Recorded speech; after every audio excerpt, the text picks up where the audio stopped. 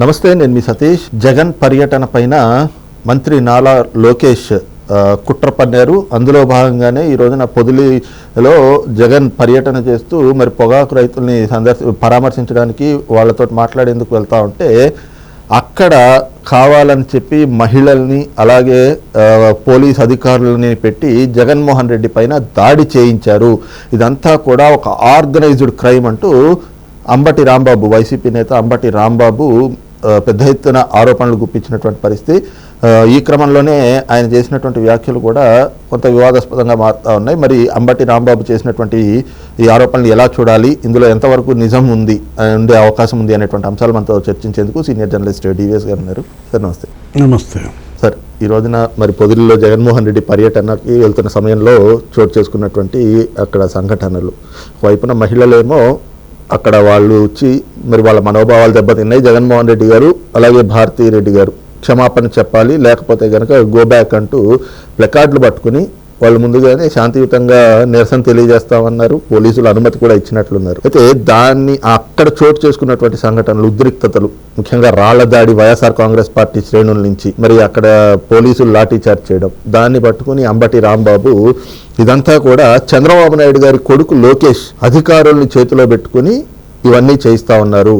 ఒకవైపున శాంతియుతంగా ర్యాలీ అని చెప్పేసి మహిళలు రాళ్లదాడి చేయటం జగన్మోహన్ రెడ్డి గారి పైన, పోలీసులు కూడా కావాలని చెప్పి ఈ రోజున వాళ్ళందరినీ ప్రోత్సహించేలాగా వ్యవహరిస్తూ ఉన్నారు. రాళ్లదాడులు, చెప్పుల దాడులు చేయడం ఏమిటి, ఒక ప్రధాన ప్రతిపక్ష నేత మీద, ఒక మాజీ ముఖ్యమంత్రి మీద ఇలాంటి దాడి జరుగుతూ ఉంటే పోలీసులు ఈ రకంగా వ్యవహరిస్తారా అని చెప్పేసి ఆయన కొన్ని ఆరోపణలు చేశారు. ఏం చెప్తారు? అంటే అసలు ఎందుకు వెళ్ళాడు జగన్మోహన్ రెడ్డి? పొదిలి జగన్మోహన్ రెడ్డి పర్యటన ఉద్దేశం ఏంటి? రైతుల్ని పలకరించడానికి వెళ్తే ఈ విధంగా అసలు నీ మొత్తం ఒక మందనేసుకుని నువ్వు మహిళల మీద దాడి చేస్తావా? ఇప్పుడు మహిళలపై దాడి చేయడానికి వెళ్ళాడా? మనకి రైతుల్ని పలకరించడానికో రైతుల్ని ధైర్యం చెప్పడానికో వెళ్ళినట్టుగా లేదు. ఇతను వెళ్ళింది దేనికంటే అక్కడ మహిళలపై దాడి చేయడానికి వెళ్ళినట్టుగా. అరే, తలలు బగిలాయి, పోలీస్ కానిస్టేబుల్ తల బగిలింది. అంటే అసలు ఏం కోరుకుంటున్నారు? అసలు ఇదేనా వీళ్ళు? ప్రతిపక్షంలో ఉన్నప్పుడు రాళ్ల దాడులే, అధికారంలో ఉన్నప్పుడు రాళ్ల దాడులే. సో ఈ రాళ్ల దాడుల పార్టీని మొదటిసారి చూస్తున్నా. ఇది ఎందుకింత భయభ్రాంతులకు గురి చేస్తున్నారు? ఎందుకింతగా అశాంతి సృష్టిస్తున్నారు? అసలు అలవడి అశాంతి, ఉద్రిక్తతలు, ఘర్షణలు ఇవేనా ఇవాళ వైఎస్ఆర్ కాంగ్రెస్ పార్టీ కోరుకుంటోంది? ఇదే చతుస్సూత్ర ప్రణాళికలాగా కనపడుతోంది. ఇప్పుడు అంబటి రాంబాబు ఏమంటున్నాడు? మాజీ ముఖ్యమంత్రిపై చెప్పుల దాడి, రాళ్ల దాడి అంటాడు. ఒక్క గోటితో పోయేదాన్ని గొడ్డల దాకా తెచ్చుకుంటున్నారు. గొడ్డలి అంటే మళ్ళీ వివేకానంద రెడ్డి గుర్తు వస్తాడు. ఒక క్షమాపణ పదంతో పోయేది, ఒక చిన్న స్టేట్మెంట్, భారతీ మేడం లేకపోతే జగన్మోహన్ రెడ్డి దీన్ని క్షమిస్తున్నాం, ఇట్లాంటి పునరావృతం కాకుండా మా ఛానల్లో మా పేపర్లో జాగ్రత్తలు తీసుకుంటాం, కఠినంగా చర్యలు తీసుకుంటాం, అతన్ని సస్పెండ్ చేయడం, ఉద్యోగం నుంచి తీసేయడం, అతన్ని మళ్ళీ ఇంకోసారి ఛానల్కి పిలవకపోవడం, ఈ చర్యలు తీసుకోకుండా ఆ మూర్ఖత్వం, ఆ బరి తెగింపు, ఇప్పటికే మీ పార్టీ సగం చచ్చిపోయింది. సగం కాదు, అసలు కంప్లీట్ చచ్చిపోయింది. 151 స్థానాల నుంచి 11 స్థానాలకు వచ్చిన వైఎస్ఆర్ కాంగ్రెస్ పార్టీ ఇవాళ చచ్చిన పార్టీని బతికించడం కోసం ఇప్పుడు ఈ రాళ్ల దాడుల. ఇప్పుడు ఆయన వెళ్ళిన పర్పస్ వేరు, ఆయన చేసినటువంటి ఆ దాడి వేరు. వాళ్ళు నల్ల బెలూన్లతో వాళ్ళు నిరసన తెలియజేస్తున్నారు. ఒక్క మాట నీ నోటి నుంచి అక్కడే వాళ్ళని ఉద్దేశించి అడ్రస్ చేయొచ్చు కదా. ఆ మహిళలను ఉద్దేశించి మైక్ తీసుకుని అప్పుడు నేను పైకి వచ్చేసి వాహనం మీద నుంచి ప్రసంగించు, తప్పు జరిగిందమ్మా, ఇది ఇలాంటివి జరగకుండా నేను తీసుకుంటానంటే వాళ్ళు ఏమంటారు? వాళ్ళ మీద నువ్వు నీ మూకని ఎగగొద్దు. మనం చూసాం తోపుదుర్తిలో రాఫ్తాడ్లో ఏం జరిగింది? హెలికాప్టర్ మీద పడ్డారు వేలాది మంది వైసీపీ కార్యకర్తలు. ఆ హెలికాప్టర్ను నాశనం చేశారు, దాని ఫ్యాన్ ఎరగొట్టారు, ఆ తలుపు బీకేశారు, వాళ్ళు పారిపోయారు. ఎవరు? ఆ పైలట్. ఇవాళ వచ్చాడు, ఆ పైలట్ వచ్చి వాంగ్మూలం ఇచ్చాడు. ఆ కుట్రకోణం ఏదో వెలికి తీస్తుంటే అంటే ఎంతమంది వీళ్ళు రౌడీలు. ఇప్పుడు పొదిలిలో ఈ దాడికి పాల్పడిన మూకకి నాయకత్వం వహించింది ఎవరు? లోకేష్ బాబు కఠినంగా చర్యలు తీసుకుంటామన్నారు, కేసులు పెట్టాలంటున్నారు. కానిస్టేబుల్ తల బగలగొట్టారు. అరే, ఎంతమంది కానిస్టేబుల్ తలలు బగలగొడతారు? వాడు తెనాల్లో కానిస్టేబుల్ అతనిపై హత్యాయత్నం, ఆ హత్యాయత్నానికి పాల్పడిన రౌడీ షీటర్లను పరామర్శిస్తాడు. ఇప్పుడు ఈ పొదిలిలో కానిస్టేబుల్ తల బగలగొట్టారు, ఆ తల బగలగొట్టినాడిని వెళ్ళి రేపొద్దున పరామర్శిస్తాడు. మళ్ళా మనం చూసాం అంగళ్ళలో రాళ్ల దాడులు. ఏది? చంద్రబాబు మీద అప్పట్లో ప్రతిపక్ష నాయకుడిగా యుద్ధం. వందలాది మంది పైన కేసులు పెట్టారు తెలుగుదేశం వాళ్ళ పైన. కనీసం ఒక 12 మంది పోలీసులు తలలు పగిలాయి. ఆ ఒక్క కేసులో. అటు 60 మంది తెలుగుదేశం కార్యకర్తలు దెబ్బలు తిన్నారు. ఎర్రగొండపాలెంలో రాళ్ల దాడి నీకు తెలుసు. అతను ఎవరు? ఆదిమూలపు సురేష్. చొక్కా కూడా ఇప్పదీసినట్టున్నాడు. మంత్రిగా ఉండి చొక్కా ఇప్పదీసినాడిని అతన్నే చూసాం. బట్టలు ఇప్పదీసి నువ్వు రాళ్ల దాడిని అప్పట్లో ముఖ్యమంత్రి చంద్రబాబు, ప్రతిపక్ష నేతగా ఉన్న చంద్రబాబుపై దాడికి పురికొల్పారు. ఆయన చీఫ్ సెక్యూరిటీ ఆఫీసర్ ఆయన జగ్గైపేటలో ఏది నందిగామ దగ్గర నువ్వు చెప్పిన ఇన్సిడెంట్, మధు తల బగిలింది, రాళ్ల దాడి. అమరావతిలో రాళ్ల దాడి. అదేమంటే ఆ రోజు గౌతమ్ సవాంగ్ ఏమన్నాడు? నిరసన తెలిపే హక్కు వాళ్ళకు ఉందనో ఏదో చెప్పాడు. అంటే వాళ్ళకి నిరసన తెలిపే హక్కు ఉంది, ఇప్పుడు ఈ పొదుల దగ్గర మహిళలకు నిరసన తెలిపే హక్కు లేదంటాడా అంబటి రాంబాబు? శాంతియుతంగా నల్ల బెలూన్లతో వాళ్ళు ప్రదర్శన చేస్తున్నారు. గో బ్యాక్ జగన్, బ్యాన్ సాక్షి, భారతి మౌనం వీడాలి, క్షమాపణ చెప్పాలి. ఇవి కదా ప్లే కార్డ్స్ వాళ్ళు ప్రదర్శించింది. వాటిల్లో తప్పులు ఏమైనా ఉన్నాయా? భారతి మేడం క్షమాపణ చెప్పాలి అంటోంది ఎవరు? నీ సొంత చెల్లి షర్మిల నిన్న డిమాండ్ చేసింది. ఇంతవరకే ఆమె ఎందుకని అసలు నోరు తెరవలేదు, క్షమాపణ చెప్పలేదు. జగన్మోహన్ రెడ్డి కూడా క్షమాపణ చెప్పాలి అని అడిగింది. ఎంతమంది ఆడబిడ్డలు ఉసురు తీసుకుంటాడో నాకైతే అర్థం కావట్లా. నీ సొంత తల్లి నేర్పిస్తావు, చెల్లెళ్ళని నేర్పిస్తావు, ఇప్పుడు అసలు రాష్ట్రంలో ఉన్న ఆడాళ్ళందరినీ ఏడిపిస్తావు.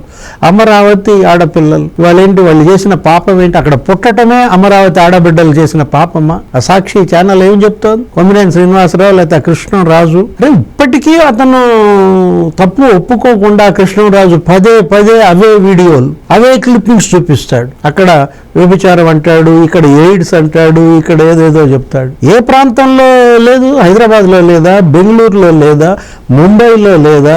అందుకని ఆ ప్రాంతాలపైన మీరు బురద జల్లుతారా? ఇప్పుడు అంబటి రాంబాబు ఇవాళ జగన్మోహన్ రెడ్డి మౌత్ పీస్గా మారి అతను ఏం చేస్తున్నాడు? అతను క్రిమినల్స్ని వాళ్ళు అతను సపోర్ట్ చేయటం.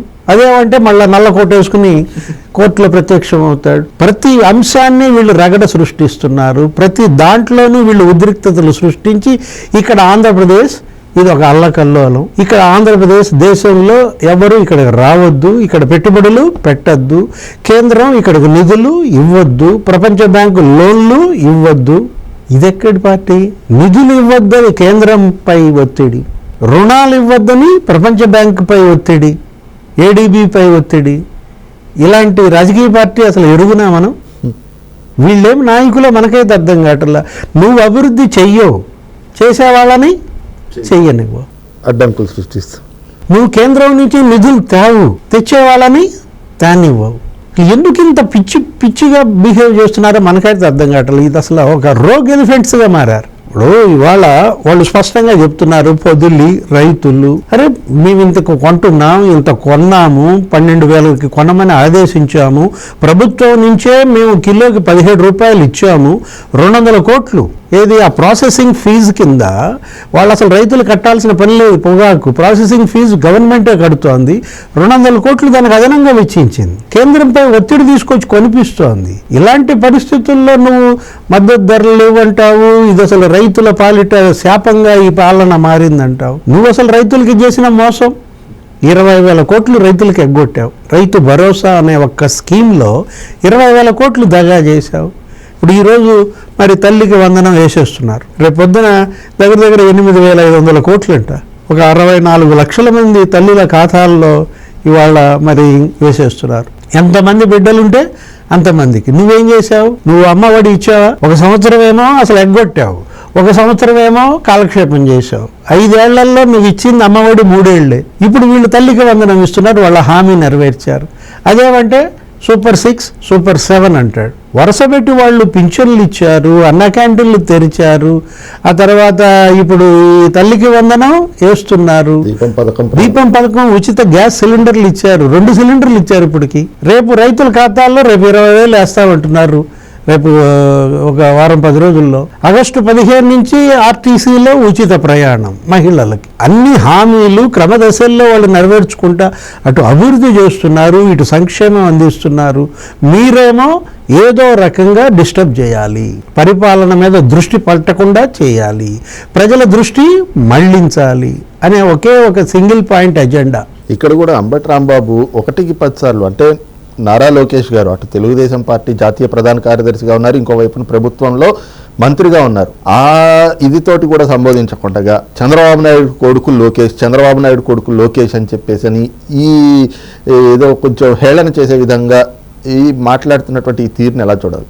అంటే ఇవాళ మూర్ఖత్వం ఏంటి, ఇవాళ వాళ్ళ యొక్క దిగజారుడు మనస్తత్వం, వాళ్ళ యొక్క చిల్లర మనస్తత్వం అన్నమాట. ఇది ఒక చిల్లర పార్టీగా, వాళ్ళు ఒక చిల్లర నాయకులుగా. ఇప్పుడు అతను మంగళగిరి శాసనసభ్యుడు, నువ్వు ఓడిపోయావు. అతను 90,000 ఓట్ల మెజార్టీతో గెలిచాడనా మీకు ఈ అక్కసు? ఇప్పుడు ఇవాళ అతను మంత్రి, ఇవాళ బ్రహ్మాండంగా విద్యాశాఖను సంస్కరిస్తున్నాడు.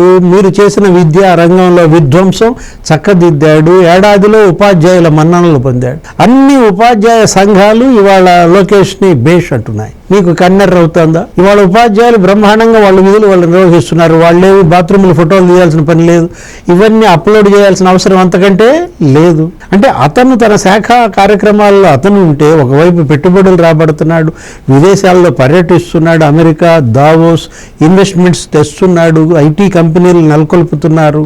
నువ్వు ఎలా పనిచేసావు? వ్యవసాయ శాఖ మంత్రిగా, ఇరిగేషన్ శాఖ మంత్రిగా అంబటి రాంబాబు ఎలా చేశాడు, కాకాని గోవర్ధన్ రెడ్డి ఎలా చేశాడు? మీరు కాదు ఈ రైతుల యొక్క కష్టాలకి కారణం. ధరల స్థిరీకరణ నిధి పెడతానని నువ్వు 3,000 కోట్లు ఎగ్గొట్టావు. విపత్తు సహాయ నిధి పెడతానని నువ్వు 4,000 కోట్లు ఎగ్గొట్టాడు జగన్మోహన్ రెడ్డి. కేసుల్లో మీరు చిక్కుకొని మీరు అరెస్టులు అయ్యి లోకేష్ మీద ఏడిస్తే ఏమి లాభం?